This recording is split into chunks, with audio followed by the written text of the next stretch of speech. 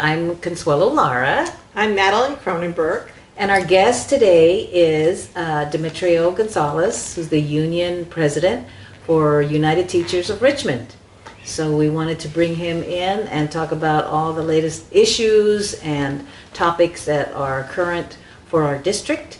So welcome. Thank you for having me. I'm very excited to be here between two teachers. I'm their number one fan. Yes, so he thank is. you. He is our number one fan. And he's holding Adam, our fern. That's right. Who's always going to be placed between two teachers since he was brought to our set last episode. Very good.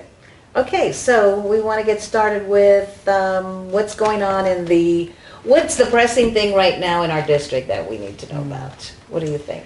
Well, I think that there were a couple things that were pretty exciting that happened at the last board meeting. Yeah. One of them was the passing of the art resolution, Yay. which you sponsored and wrote. So I would love for you to talk a little bit about that because we actually, I think it's revolutionary of the way that we do art education in West Contra Costa. Yeah. So I would love if you could just give us some of your Sure. thoughts. Yeah. The issue of equity in the arts is so important for our students. The kind of students we have, where we're sometimes dealing with trauma and other issues, and also the gifts. I think I've shared where all of us were talking about particular students who give us problems, but the art teacher would speak up and say, "That's funny. There's no problem in our class. He or she, they're wonderful." So we've got kids who are creatives, and that's the way they're going to learn. So in terms of learning styles and things like that. So, and then just as a career path, I think that's important for us to develop this. California, the entertainment industry is really one of the big industries that makes us one of the richest economies. So there was all of that. And then the fact that there is inequality. Some schools are doing a lot of art because parents can support it. And then others, they don't. They're don't have as much money. So this is something that we saw as really important. Madeline and I talked about it, and then when I shared it with you, we brought in teachers, and we shared it with the community, and the response has been wonderful. So now that we have that in place, there's a lot of things that we're actually talking about. I have to shout out to Trustee Phillips, because he actually did bring up the concept of this having a school of the arts. Yes. So now we're gonna look at the feasibility of that, and we have something to build that on. So He said that. Trustee Phillips has said that before, and I know it's an exciting opportunity, and we've done it. We originally a few years ago created the Arts Master Plan. That's right. Right, and we have one of the few VAPA, Visual and Performing Arts departments, with a director level member of the district leading it. There's no other district in Contra Costa County that has one. Mm-hmm.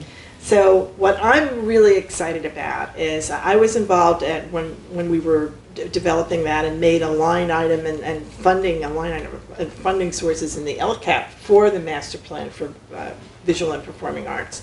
But now we are officially an arts district with Create California, which is a coalition around arts education in California. California needs, I believe, ultimately to fund the arts with its own separate stream. Maybe I'm always looking for another separate stream. As you well know, okay. I like to find a separate stream for different things. I think that people who go to movies, Netflix, people who are using the arts, that there could be a stream of funding from our users to our educators. So on the many things that I'm ready to tax, that is, I'm ready to tax many things, but that is one of them, because I think what happens is it becomes very difficult for boards when they are under tight fiscal constraints to not cut the arts. Mm-hmm. So the only way that will ever happen, that you're going to preserve them, is if you give them their own funding stream. That is the answer. In California, there isn't going to be another way to fix school funding. All we could do is put a patchwork of adding things to school funding, because it's impossible to do it any other way at this point, I think. So I'm really excited that we are now an arts district. And this resolution makes arts a priority, yes. right? And I think that even more, it's going to create a pathway to communicate what we do with the community, yes. right? Because we do so much. I mean, Richmond High has a robotics program, right? They have an amazing music program. Yep. I mean, all of our high schools are yep. doing incredible work. El Cerrito High School has an incredible dance program. Yep. And now we're going to be able to share this with the community that we haven't done before. Kennedy has welding and all these incredible things that people don't know about, because when you tell people in the community, yeah. even when we're working on the arts resolution, people are like, what, we have that, right? Yes, and everyone was surprised. Even I was amazed with some of the things that teachers were sharing that they do at their schools, like little theaters at the elementary schools, and there's grants with Disney and all these things nobody knows about. La Sistema, we had La Sistema. That's right. I mean, so that's why I hope that there becomes some sort of inventory, and then ultimately maybe a page where we can see videos of everybody who's doing and what they're doing. Right, and that's what I requested be on the agenda, the next step, to have a presentation from Mr. Martin, I think, yes. the VAPA. Mr. Martin, head of VAPA. Head of VAPA, yeah. So, and he graciously came up, and he's really happy to have this, and he said, you know, we don't know, and he's right, we don't realize how much there is, and he would like to share that. So that's the next step. Yeah. Right. We'll find out. That's really exciting. It needs to be shared out with the whole community so that there can be pride, community pride, across the district. And we haven't done a good job of that. But now we're digitized, we have opportunities. I mean, we're here, people can see us, it can be sent out to different people, and we just need to do it. And the opportunity for partnerships with some local, I mean, we have Los Sensodles in San Pablo, and they're internationally known. Right. Oh my goodness. And then, of course, East Bay Center for the Performing Arts. Right. I mean, another. So we have local, you know, Pixar's very close. That's right. I mean, we have so much here. So I think we're saying art is part of core curriculum. Yep. And we're going to prove it right now. And shout out to the East Bay Center of Performing Arts and the Rice Youth Center who right. helped us organize yes. and write the resolution. Absolutely. I mean, they organized focus groups with students, which was amazing. Wow. And really they made it even a better resolution That's a policy, very good right? point, because Create California had a resolution and has, and if you go to their website, you'll find it. But we didn't just use that. We made it better. Yeah. That's right. Yeah. And another thing to celebrate at the board meeting that happened was Trustee Pennis brought an amazing resolution, yes. right, about climate change. Yep. So I'm not sure if you would like to talk about that. Oh yeah, sure. I have to, I just want to say, on my list of things, I had wanted to ban plastic bottles in the district, and when I saw this, I said, oh my gosh, this, you know, comes under all of that about recycling and you know, how we can do our part in terms of climate change, and that we believe in science. That's right. That was very important. So I was, thank goodness he brought that. I was very pleased. So I think this is going to And happen. it puts us on the list of schools that have, I mean, all of these things aren't ideas that we've created.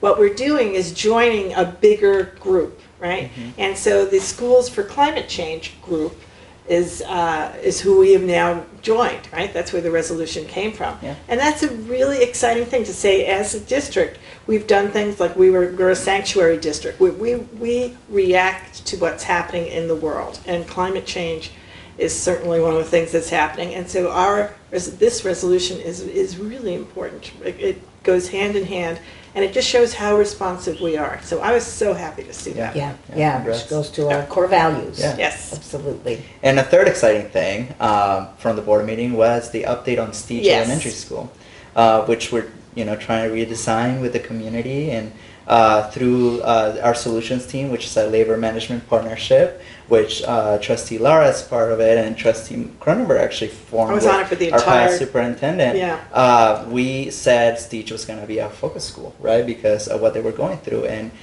this update showed that we're already making progress in the right direction. So is it okay with you guys? I'm going to give a quick update on what we please learned. do. because you were there. Where we started. A year ago, we had many So I new think it was teachers coming in. 80% who were brand new teachers. Brand new teachers. Some of them from Teach for America, some of them from a traditional credential background, but mostly new teachers, With right, very from little outside the experience. district. Exactly, and Actually, 3 years ago, we had 2 empty classrooms without a teacher right at the beginning of the school year. And this year, we have fully staffed school. And on top of that, all 6 positions that we need to hire, we hired with experience. 3 from outside the district, 3 from within the district.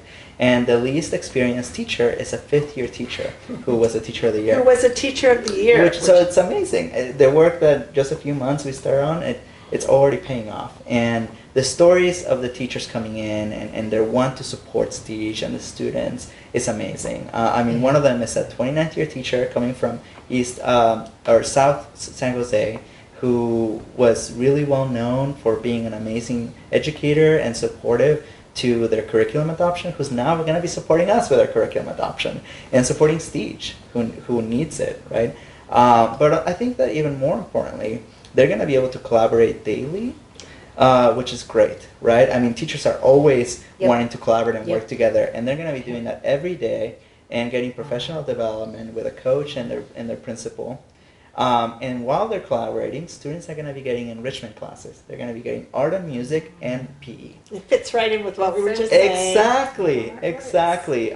So we're lengthening the day a little bit so that students are able to get the enrichment classes.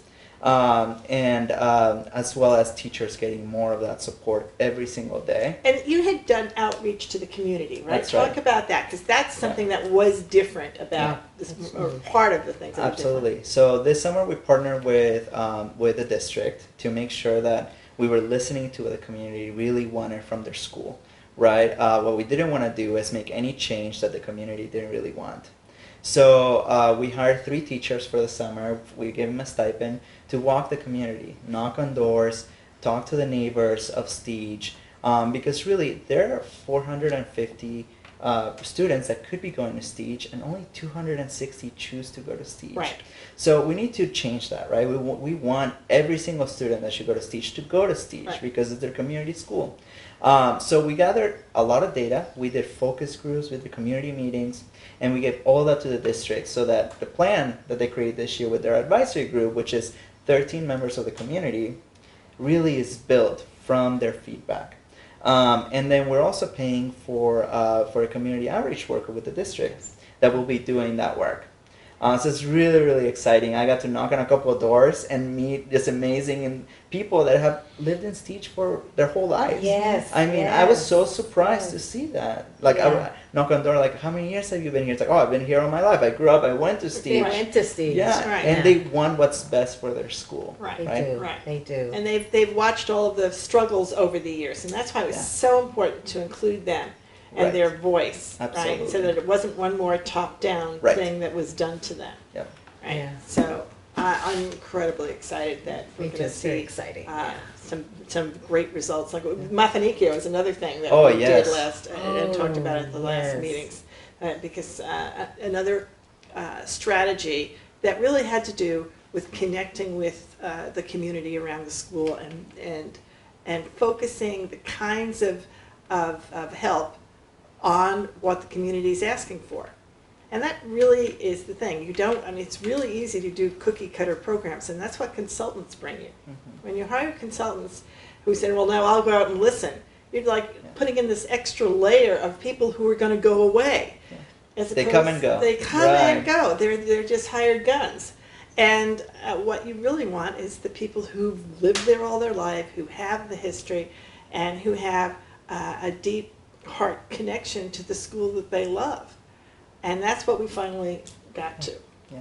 So it's a big, exciting change for Stege. So we will continue the update Yeah. for Stege. When there are Thank you. events at Stege, Absolutely. we will talk about them here so that the community can know about it. And if there's any videos put out about what's going on at Stege, we will That be would sure be to awesome. include The those. documentation of Yes. the progress. Oh, by And if it videos. works, we'll see if maybe we Oh. can expand it to other schools. Exactly. Right? Right. That need it. That's Right. the thing. Right. Yeah. Right. And I think part of it, the collaboration, the one thing that was, to me, always the obvious thing is that we focused on getting more experienced teachers.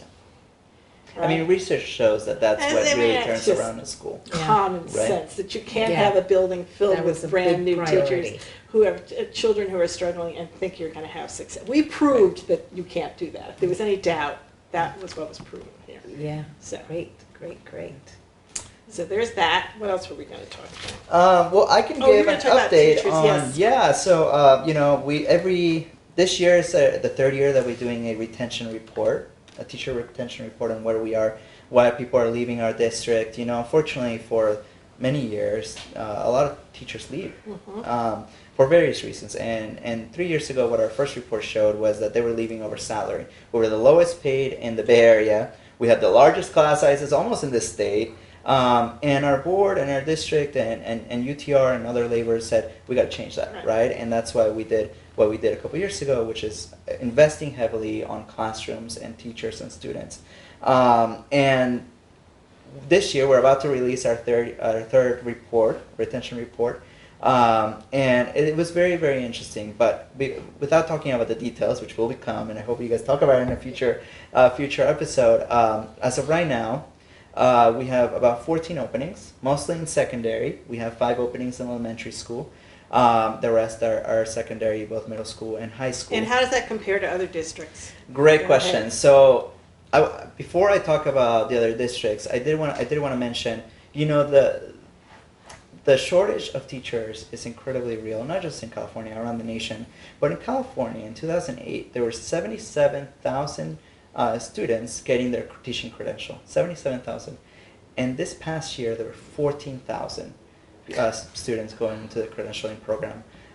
So that speaks volume about the shortage. So in comparison to other districts, we have 14 openings, but Oakland has 270 openings. At least a few days ago. San Francisco has 240 openings. Antioch had about 65 openings. So I'll never say we're doing excellent until we have obviously 0 openings, right? And we have every classroom with a credential and experienced teacher. But in comparison, we're doing really well, especially considering the shortage. So I would think that, or I want to say that, I think the commitment that we made to educators and students 2 years ago, it's already paying off by not having empty classrooms. And we could easily be in the place of Oakland and have 300 empty classrooms, right? So I'm really proud of that, especially because a few years ago we did have many empty classrooms. Yes, we did. I mean, and the other commitment we were talking about was with growing a pipeline for our own teachers. Right. The Education Academy, right, which goes right along with that, because we have many. We still haven't put our numbers together of our homegrown teachers, right? That's I one of the know. things we That's something we talk want about. to do. Yeah. Yes. Yeah, we need to do It's that. on our list of things, and it just homegrown administrators, even homegrown. We have a lot of people from this area who stay. Who stayed? Yeah, and so this is when you talk to the Education Academy, this year is a planning year for that academy, and it should be up and running next school year at El Cerrito Great. Teacher Academy. So we're working on it. Yeah. Right, and that's a step here to move from 14,000, go back to the 77,000, and also to honor teachers. So the reason that happened, I believe, is because of the enormous amount of money that's been spent by all sorts of industry factors, right, and especially the charter industry, let's be honest, around creating the myth of failing schools. When the truth was, what you had is struggling schools. You had children who were struggling to learn, but failing schools came out to demonizing teachers and having it be failing teachers. And you were in a career path, a profession that was regularly demonized in the public media. So the consequence of that was you went from 77,000 students who were interested in a profession that many of them naturally loved because they grew up in classrooms where they were cared for and they wanted to be like the people who ran those classrooms, to now only 14,000 students who are willing to put up with the kind of criticism that classroom teachers get on a regular basis. Right? And that's what has to change. Yeah. That's what has to change. For sure. Absolutely. Yeah. I mean, the state has to do something, right? It has to make it a priority to support teachers going into the profession. And I know you guys have talked about teacher housing. And, Right. I mean, obviously the rising cost of housing is not helping, No. right? Because lower salaries with the incredible rents that we have around here, or buying a home even, it makes it impossible, Yeah. right, to be a teacher. So the state has to be real, right, about that. Not just about educational funding, but how are we supporting people going into this profession? Into the profession. Yeah. But I think that will change, right, in the next couple of years. And I think that with the superintendent that we have and the state and honestly, I think CTA is working to change it. Yeah. I mean, they have taken it on, Right. and before they took it on, it was just like they rolled over and played dead, and then Right. people and let people call them names, right? And it was really this other industry that's doing that. They were doing it. One could give them at least hopeful credit by saying, I think they were trying to do it to make things better. But you don't make things better by demonizing the people who are trying to Right. do the work. And that was their strategy. Yep. And then replace them with other people.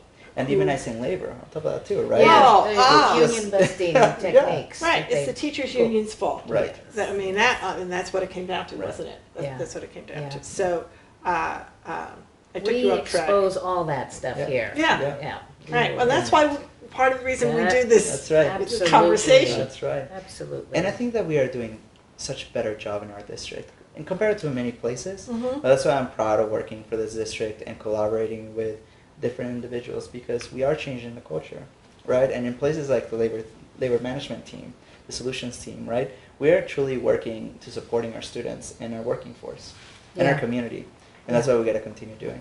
Our district is a leader. We are, That's right. the first to try things. We experiment. I think people look to us a lot for many different things. And the reality is that we can always do things better. We'll probably be the first ones to say it. Yes, right? absolutely. Yeah. But we also have to find time to celebrate the things that we are doing. Exactly. And enjoy the little moments, right? Because we are ultimately educating the next generation of professionals. And we are, and we're the leaders for them, and that's one of the things, that especially now when you look at people who don't want to be teachers, why wouldn't you want to, and then you have this list of reasons that they don't. And the but is because people are, going to criticize me. And at our last, when Adam, not the firm, but Adam, the teacher, was sitting here, he was saying how happy he was and how he was looking forward to being back in his 8th grade history classroom in New Orleans, to be back with his students, because he missed them so much, right? That's a totally different connection to a profession that most people who choose other professions never get to even think of having. Yeah. And we don't celebrate that enough. Yeah. You're absolutely right. But we do that here. We do it here. Yes. We And love so, it. I mean, school starts next week. So I guess thank you to all the teachers who are watching Yes. and community folks. But best of luck next week. Before we continue to the next message, I just wanted to say thank you for having me, but also thank you for having this show and celebrating what we do every day. Because You have watched this show from yes, the I do it beginning. every Friday. You know what was joke? The board meeting agenda and this video it's my Friday night. We're going national. Oh, We're becoming global. Yes, Hey, yes. we're out there. And we're on a Facebook page. And- So oh, I will yes. put the link to the Facebook page. I mean, some of you may have come from the Facebook page, and we would appreciate if you would like the YouTube channel and subscribe. But you also can go on our Facebook page and like it. Because we're growing, and I think it's important. And one of the other things I'll just say, I think it's important that other people do this. Yes. We are not perfect. If we Yes. can do this, Yes. you can do this. Absolutely. Please. And it's an important thing to get people's voices out there, Yes. right? That's agree. the way to use the digital world that we have today, and Yeah. to use it in a positive way. Absolutely. So Great. That's it. We will see you next time. Bye.